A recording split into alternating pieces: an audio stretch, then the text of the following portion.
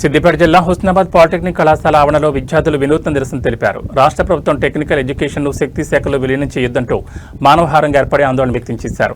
శక్తి శాఖ ఏర్పాటు చేసి అందులో ఐటీఐ, పాలిటెక్నిక్ డిపార్ట్మెంట్లను విలీనం చేయడంతో తమకు ఎలాంటి ఉపయోగం లేదని విద్యార్థులు అన్నారు. శక్తి స్కీమ్కు బదులు పాలిటెక్నిక్ అనంతరం బీటెక్లో ప్రవేశానికి సీట్ల సంఖ్యను పెంచాలన్నారు. విద్యాశాఖ మంత్రిగా ఉన్న రాష్ట్ర ముఖ్యమంత్రి విలీన ప్రక్రియను ఉపసంహరించుకుని జీవో నెంబర్ 92 వెనక్కి తీసుకోవాలని డిమాండ్ చేశారు. ఫీజు రియంబర్స్మెంట్ను పెంచి బకాయిలను విడుదల చేయాలని కోరారు.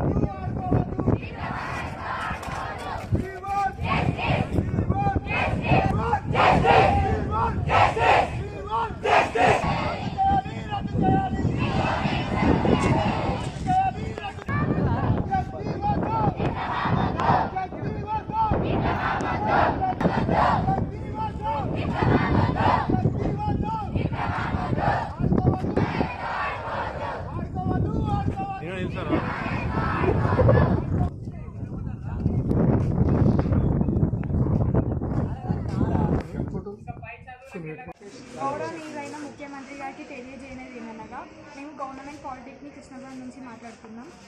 ఏదైతే జియో 97 అనే స్కీమ్ని మీరు ఇంప్లిమెంట్ చేశారో అది మాకు వెనక్కి తీసుకోవాలని కోరుకుంటున్నాం. దానివల్ల మాకు ఎలాంటి ఉపయోగాలు లేవు కనుక మేము అది వద్దు అని అనుకుంటున్నాం.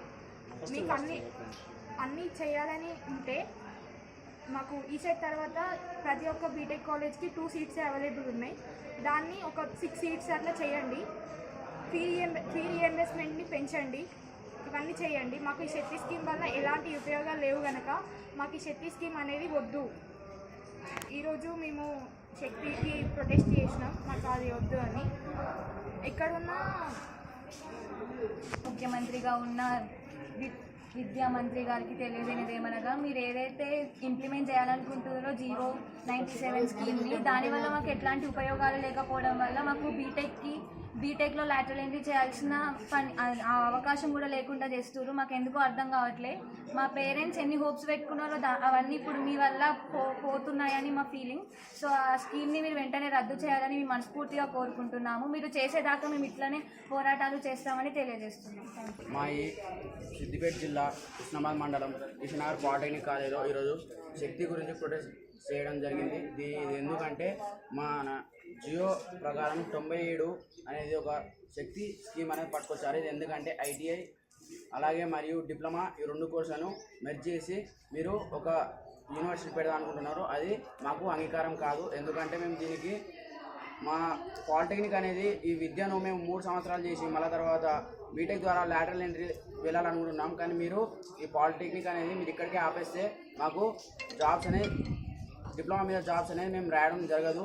అందుకు దీనికి గౌరవనీయులైన ముఖ్యమంత్రి గారు స్పందించాలని మేము కోరుకుంటున్నాం.